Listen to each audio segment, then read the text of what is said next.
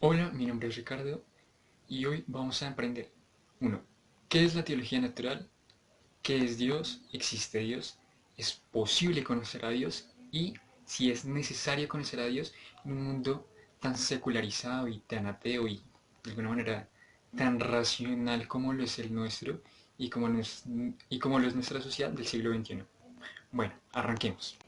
Bueno, la teología natural es un rama de la filosofía, es decir, es una rama que está dentro de otra rama de la filosofía que es la metafísica.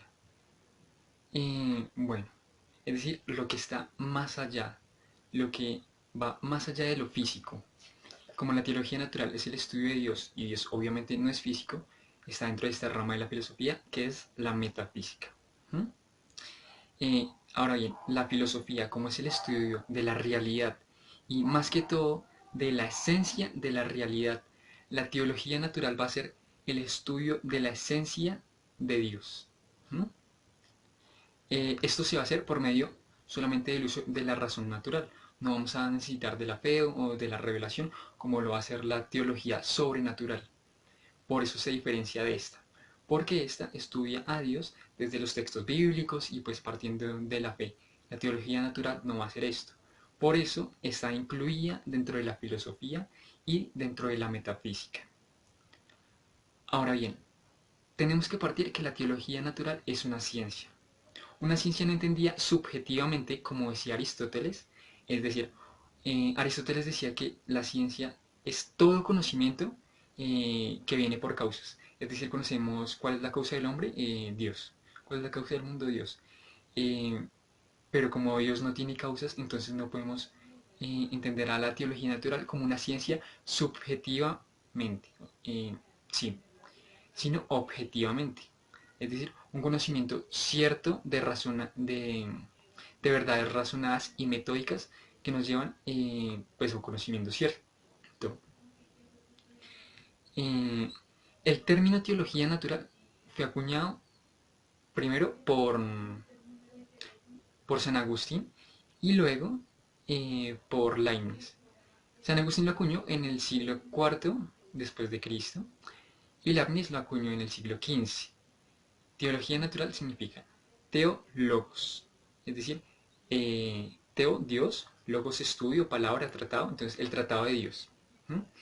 Y Leibniz dice, Leibniz cambió el significado a teodicea. Entonces, teos del griego Dios y del griego también dike, justicia o justificación. Entonces, la justificación de Dios. ¿Mm? Esta justificación o, este, o esta ciencia va a tener un método inductivo, es decir, que parte de lo, de lo más general, de lo más general a lo más particular que es Dios. ¿Mm? Parte del mundo en que vivimos a Dios, obviamente la causa suprema de todo. ¿Mm? Y eh, el ser infinito por excelencia. Esta ciencia se va a responder a tres preguntas. Primero, ¿existe Dios? Segundo, ¿qué es Dios? Es decir, su esencia. Tercero, ¿cuál es la actividad de Dios? Ahora bien, a la, a la, a la respuesta a la esencia de Dios, primero la teología natural y la razón humana no van a ser suficientemente capaces de responder en última instancia a esta pregunta. ¿Por qué?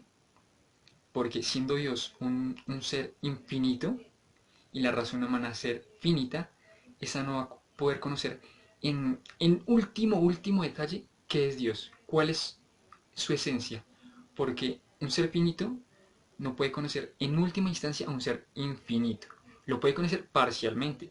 Podemos decir, Dios existe, sí. ¿Mm? ¿Cuál es la actividad? Sí, pero parcialmente. ¿Ok? Bueno, ahora, entendemos que respectivamente, cada pueblo y cada tradición se ha preguntado por Dios. Y ante esta pregunta es muy difícil cerrar los ojos y taparnos ante esta realidad, ¿no? Más ante una sociedad tan secularizada y atea, vamos a ver si es necesario responder a la pregunta por Dios. Es necesario primero que todo porque parece que en nuestro siglo XXI la humanidad no tiene un fin, no tiene algo establecido y parece incluso no respetar a las demás personas. Eh, la sociedad parece comportarse como dioses, ¿no? Manipulando las cosas, controlando a las personas, y ante esto se debe buscar, eh, se debe buscar y es necesario responder a la pregunta si Dios existe. Ante esto, varias culturas y lenguajes han dado una catalogación a Dios. Por ejemplo, en las lenguas romances eh, se le denomina a Dios como la luz. Esto lo vemos claramente, por ejemplo, en el español. En el español Dios, este procede del latín Deus, este procede del griego Theos y este procede del sánscrito Deus, que tiene su raíz en luz. A su vez en las lenguas angloparlantes, por ejemplo en el inglés God, en el alemán Gott, en el holandés Gothen, este procede de la raíz bien. Y en las lenguas del Medio Oriente, por ejemplo como Alá y, eh, y Elohim, eh, se le denomina a Dios como el ser. Es decir, en estas tres lenguas denominamos a Dios como la luz, el bien y el ser. Es más, en la tradición judía, obviamente en la Biblia, Dios se le presenta a Moisés como el que es decir, como yo soy el que soy, es decir, como el poseedor del ser. ¿Mm? Y esto es muy singular, ¿no? Que Dios sea uno, el que es, el ser es uno, como lo decía Parménides. El ser es y no puede no ser. Y ante este pensamiento hay un filósofo, sí, hay un filósofo griego que se contraponía a toda la cultura o a toda la teogonía griega, a toda la teogonía de diferentes dioses, diferentes deidades. Él se contraponía, él decía, no, no, no, solamente hay un Dios. Ese Dios tiene que ser uno. Ese Dios tiene que ser uno. Inmóvil, porque lo movible cambia y lo movible es imperfecto. Ese Dios tiene que ser uno, sin vicios humanos. Recordemos que los dioses griegos eran muy mujeriegos, eran muy parranderos, eran muy llevados por las pasiones, y estas no eran actitudes propias de un Dios, ¿no? Entonces este pensador decía, no, no, no.